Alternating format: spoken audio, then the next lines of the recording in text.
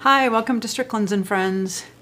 Today we're making some vegan mozzarella cheese that he refers to as glop cheese. Glop cheese, because we glop it all over the top of a pizza. Not sure where this recipe originated. I've seen it on It Doesn't Taste Like Chicken. That's one website. There's another one called Vegged Out that also seems to have it, but we also had it on a pizza at a vegan pizza place in Chicago back in 2016. So I don't know who originally came up with this recipe, but it's really good and it will satisfy that need you have when you're eating pizza to have like stretchy cheese on it, and it actually is stretchy. Thanks to Tapioca Starch, also known as Tapioca Flour. That's the same thing.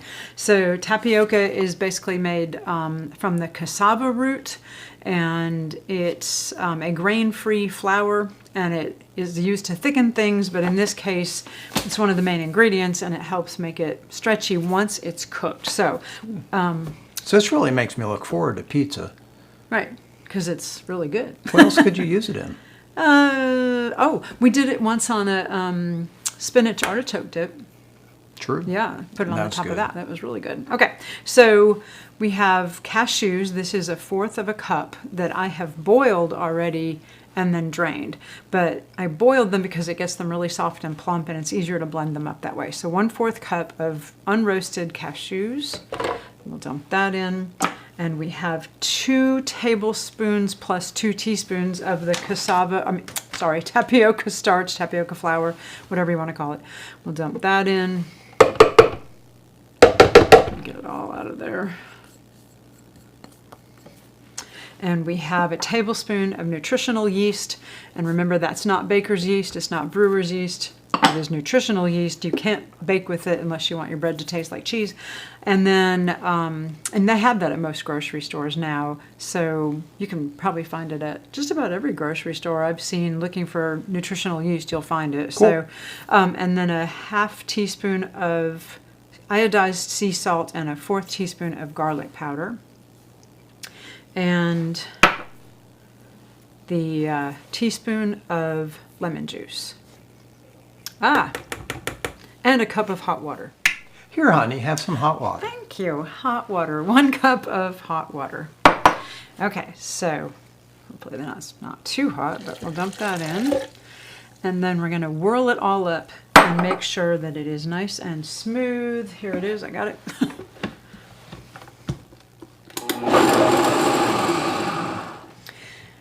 So you want to whirl that up until you're pretty sure those cashews got all smooth and creamy, and there's no little bits of cashews, because when you're eating cheese on a pizza, and I say cheese in air quotes, you don't want it to have little bits of cashew in it, because then that wouldn't be very cheese-like.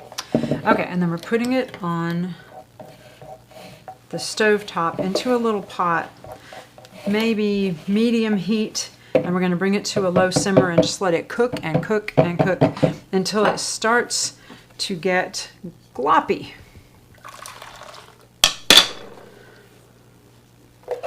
It's very liquidy right now. Just wait. That will change.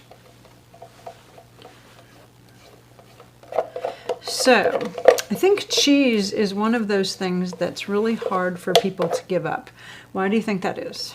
Well, one of the main things I hear when I'm trying to talk people into better diet is, I love cheese. And I think that word love is a bit of a tell, because cheese is basically a vat of milk that's had a bunch of chemicals dumped into it. One of the main chemicals they dump into it is salt. These chemicals, along with the salt, make it clump together to where it's basically a big clump of fat and salt. And fat, salt, and sweet are things that act on the pleasure and reward centers of your brain. And those pleasure and reward centers, they're the same things that are activated by nicotine, by alcohol, by narcotics, and also by romantic love. And when somebody says, "Oh, I love cheese," yeah, I think that's a tell. It says what's going on. They love cheese like a smoker loves cigarettes, like an alcoholic loves alcohol. And it's just really interesting, taking care of people for a living. People say they love cheese with the same tone of voice, in the same situations as somebody that says that they love alcohol and love nicotine. What about I love you? Yeah, I can feel that in my dictionary or word centers Exactly. lighten up. So should I give you up too? Well, You're not bad for me, are you? If you gave me up, you'd feel bad and wrong for 2 weeks. I would. You Probably might have longer than temptation and that. craving I for might. about 3 months. That's funny. I don't think you're bad for me. You're not going to cause me to have heart disease. Hopefully not. I don't know. I'm a little fatty. No, you're not. I don't think you have any fat on you. Give me a break.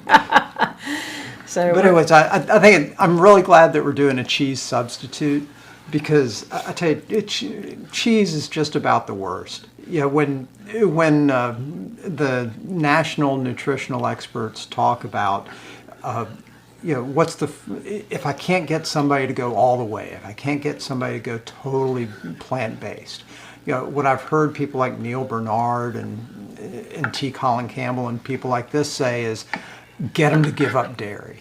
And among dairy, cheese is the worst, because it's the most concentrated form of all those hormones and all those fats, and they've got a bunch of salt added to it too. Yeah, it's really So bad. I'm glad that we're making a cheese substitute. Yes. And remember, cholesterol is converted into, I think it's like 10-HC cholesterol. It's a hydroxy cholesterol, and it actually stimulates estrogen receptors. And it's super bad for people with breast cancer to be eating cheese or any kind of dairy. Yeah, for So- people that have breast cancer or are vulnerable to getting breast Right. cancer. Or basically anybody who's not a baby cow. Right. So, yeah. So, anybody who is not a baby cow and you're watching this, cheese is not good for you. So, if there's any baby cows watching, you go right ahead. I think it's meant for baby cows.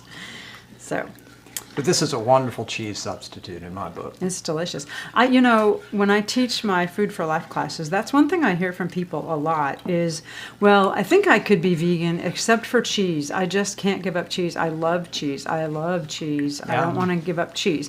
But there's so many good alternatives on the market now that, I would have to say they're not like health food, but there's Violife is one brand, Miyoko's, Treeline, Chow. There's just so many really good cheese brands out there now, vegan cheese ones that, they have some fat in them and they have some salt, because if you're going to make something taste like cheese, then clearly you're going to have to add some fat and some salt, because that's what makes it taste like cheese. This actually doesn't really have fat aside from the cashews, and it's only a 1/4 cup of cashews, but this actually makes kind of a lot. It's enough for a whole pizza, so a 1/4 cup of cashews on one whole pizza really isn't that bad. So that's the only fat in here. You can't call it health food, but compared No. to cheese, oh my gosh, it's good. Oh, it's starting to thicken up. This is the exciting part. Okay. It's getting thicker. I'm going to hold up a scoop of it in just a second. Oh my goodness, look at that. Yep, it's starting to set up. So that means that the tapioca starch is breaking down in there and starting to set up. Ooh, that's exciting. Okay, you can see it's already oh, look at that. It's already starting to get kind of gloppy. Gloppy. Is that a word? I don't even know if gloppy It is a now. word. It is now. It's Glop Cheeze. Yep. Okay. Ooh, look at that. Every year you hear about Webster's adding a few new words. Gloppy. Glop Cheeze. Look at that. Oh, wow. Look how thick it is. It's really thickening up. That's really Okay. fast. Yeah, it didn't take very long. Just a few minutes, but you just have to get it cooked at up to a high enough temperature that it starts to set up, and it's... Well, you're just on, what, 8? Well, I had it up at a little higher a minute ago, and I bumped it back down just so it wouldn't get going too fast, because you don't want it to like seize up. But kind of like medium high heat. Look at that. It is really, whoa. Look, it's just really thick. Woo! Yeah, it's really thickening up. That's kind of exciting. And then we'll just go for a little bit longer to make it really, really stick together. And then we basically just glop it all over the top of a pizza in little piles, little glops on the top of a pizza.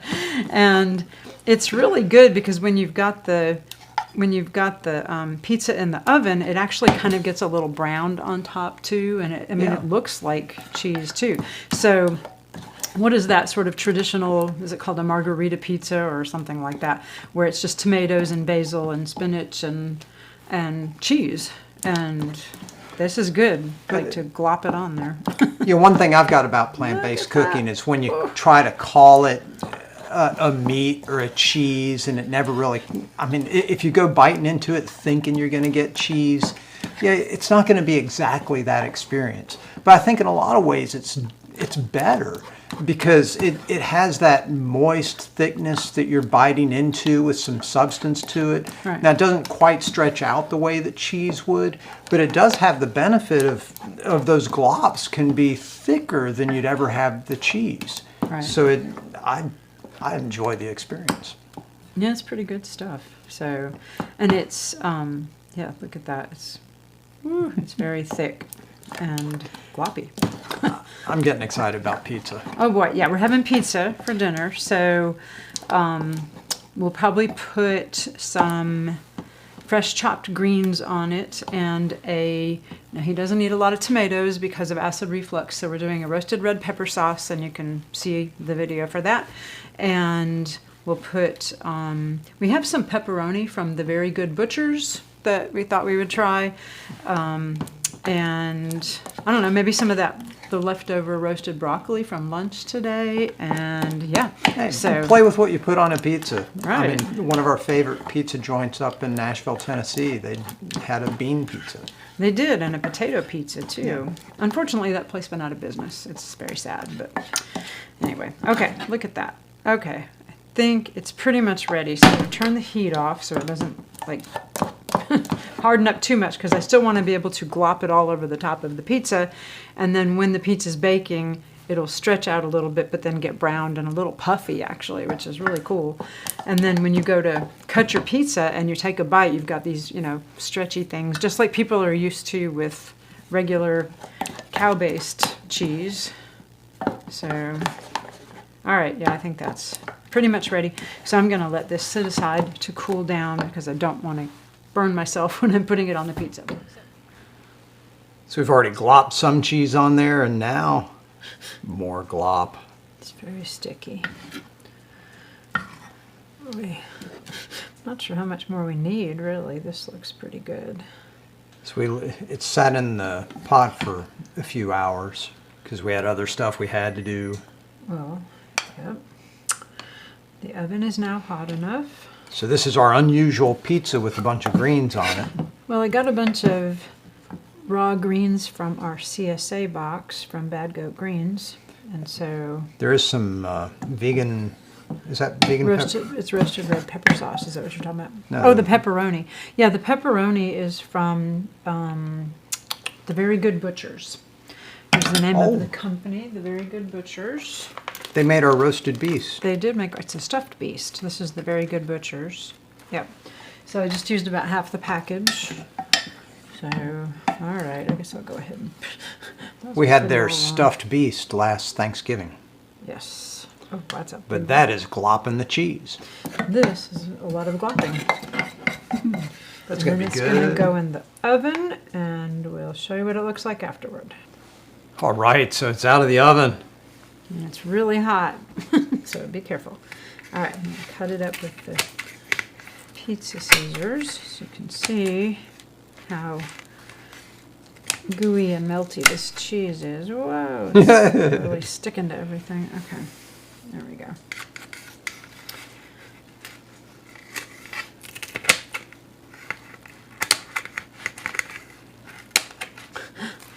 Nope, it's very sticky.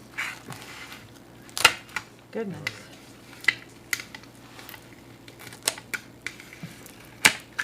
Ooh, You can even see here how it's brown. how it browned a little bit. Yep.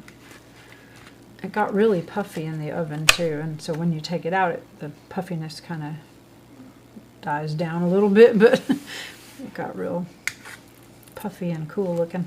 Oh, that piece looks perfect. Mm-hmm. Well, they all did. They're going to taste really good, too.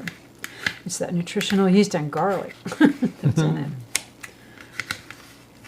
All right, there we go. We got it all cut up. It's kind of messy, but all right. Yeah, I know. So stuck to the pizza scissors. Okay. That's good. Let me get you a plate. Hang on. Hey, put it on. That's what this is for. Whoa. Yeah, it's all sticky. There you go. Okay. Let it cool for a minute. I would. You're going to burn yourself. Let's see. Whoa, look at that gooey cheese. Okay. Alrighty. That's a beautiful piece.